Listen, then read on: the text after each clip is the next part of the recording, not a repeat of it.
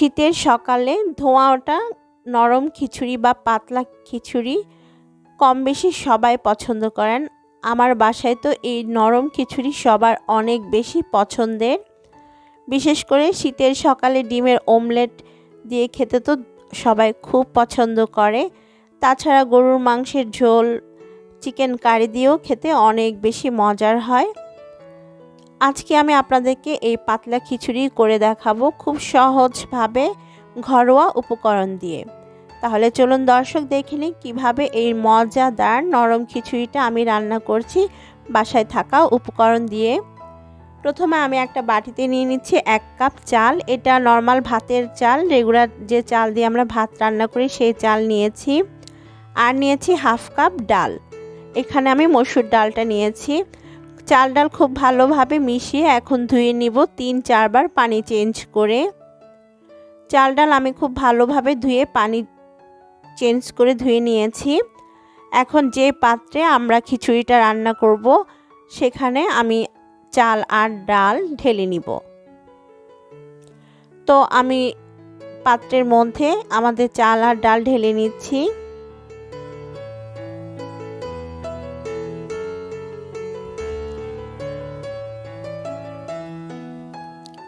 এবারে এর মধ্যে আমরা কিছু মশলা অ্যাড করব। প্রথমে আমি একটা বড় সাইজের পেঁয়াজ কুচি এর মধ্যে দিয়ে দিচ্ছি।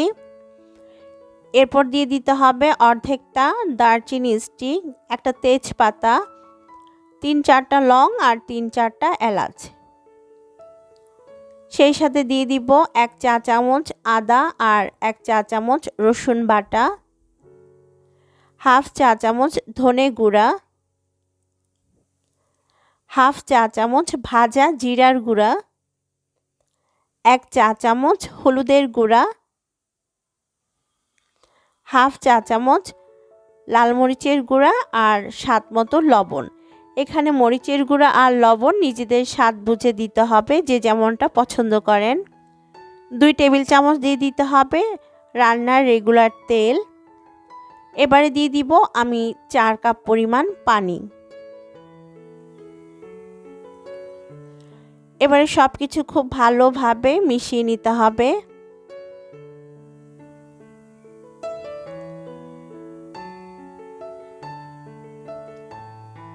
সব কিছু ভালোভাবে মিশিয়ে নেওয়ার পর আমরা এই পাত্রটা চুলায় বসিয়ে দিব খিচুড়িটা রান্নার জন্য।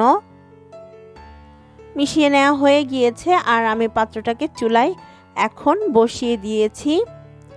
এবারে মিডিয়াম হিটে রেখে আমি যতক্ষণ না বলক আসছে ততক্ষণ রান্না করব ঢাকনা দিয়ে ঢেকে। কিছুক্ষণ রান্না করার পর যখন খিচুড়ি থেকে বলক আসতে শুরু করবে, দেখতে পাচ্ছেন খিচুড়ি থেকে বলক আসতে শুরু করেছে। এই পর্যায়ে ঢাকনাটা খুলে নিতে হবে। তারপর আবারও খুব ভালোভাবে নেড়েচেড়ে আরও 10 থেকে 15 মিনিট রান্না করতে হবে। ঢাকনা ছাড়াই আমি মিডিয়াম লো হিটে রান্না করছি। তো 10-15 মিনিট আমি ঢাকনা ছাড়া মিডিয়াম হিটে রান্না করে নিয়েছি। আর এরই মাঝে আমাদের খিচুড়ির চাল ডাল ফুটে গিয়েছে। তো আমার কাছে মনে হয়েছে খিচুড়ির পানি বেশ শুকিয়ে এসেছে, তাই আমি আরও 1/2 কাপ পানি এর মধ্যে অ্যাড করেছি। এবারে সব কিছুকে আবারও ভালোভাবে মিশিয়ে নিব। তারপর মিডিয়াম লো হিটে রেখে ঢাকনা দিয়ে ঢেকে আমি আরও 6-7 মিনিট রান্না করব। আর এই 6-7 মিনিটে আমাদের চাল আর ডাল একদম গলে যাবে। 7 মিনিট পর ঢাকনাটা খুলে নিয়েছে আর দেখতে পাচ্ছেন আমাদের চাল ডাল বেশ গলে গিয়েছে আর পানিটাও শুকিয়ে এসেছে। যদি এই পর্যায়ে আপনাদের চাল আর ডাল সেদ্ধ হয়ে গলে না যায়, সেক্ষেত্রে আপনারা একটা স্প্যাচুলা বা চামচ দিয়ে একটু এভাবে নেড়ে নেড়ে ভেঙে দিতে পারেন, তাহলেও দেখবেন আমাদের চাল আর ডাল খুব সুন্দর ভেঙে যাবে।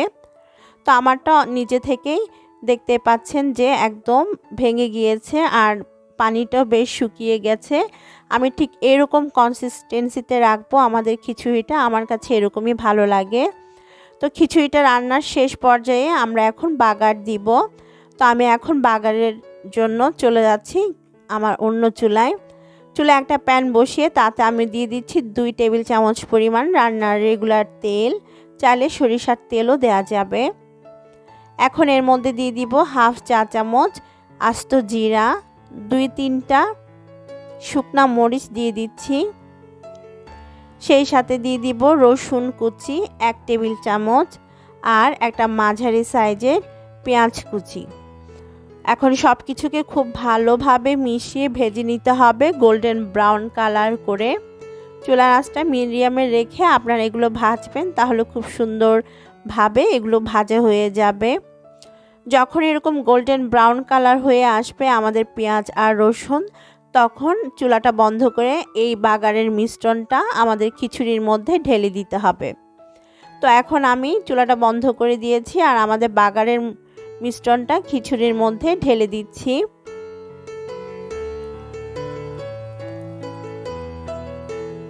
সম্পূর্ণটা ঢেলে দেওয়ার পর আমরা খিচুড়ির সাথে বাগারের তেল মশলা ভালোভাবে মিশিয়ে নিব। খুব ভালোভাবে আমি বাগারের তেল মশলা খিচুড়ির সাথে মিশিয়ে নিয়েছি। এ পর্যায়ে এবার এর মধ্যে 4-5টা কাঁচা মরিচ আর স্বাদ মতো কিছুটা ধনে পাতা কুচি দিয়ে দিচ্ছি। তারপর এর মধ্যে আমি দিয়ে দিব ঘি। আমি দিয়ে দিচ্ছি খাঁটি গাওয়া ঘি 2 চা চামচ পরিমাণ। এবারে সব কিছুকে আবারও একটু ভালোভাবে মিশিয়ে নিব। তারপর ঢাকনা দিয়ে ঢেকে একদম লো হিটে আমি দমে রেখে দিব 5 মিনিটের জন্য। আর এই 5 মিনিটে আমাদের বাগারের তেল মশলা ঘিয়ের ফ্লেভার খিচুড়ি খুব ভালোভাবে অ্যাবজর্ব করে নিবে। তো এখন আমি ঢাকনা দিয়ে দিচ্ছি আর একদম লো হিটে 5 মিনিটের জন্য রেখে দিচ্ছি। 5 মিনিট পরে ফিরে এসেছি আর ঢাকনা খোলার সাথে সাথে খুব সুন্দর একটা ফ্লেভার আপনার নাকে আসবে। আমাদের খিচুড়ি রান্না শেষ, আমি চুলাটা বন্ধ করে দিয়েছি। দেখতে পাচ্ছেন কতটা লোভনীয় হয়েছে আমাদের আজকের এই পাতলা খিচুড়ি। এই খিচুড়ি গরম গরম ডিম দিয়ে খেতে যে কি মজার, সেটা আপনারা যখন রান্না করবেন তখনই বুঝবেন। আশা করছি আমার আজকের রেসিপি আপনাদের ভালো লেগেছে। ভালো লাগলে প্লিজ আমার চ্যানেলটিকে সাবস্ক্রাইব করে আমার সাথে থাকবেন। আজকের মতো বিদায় নিচ্ছি। আল্লাহ হাফেজ।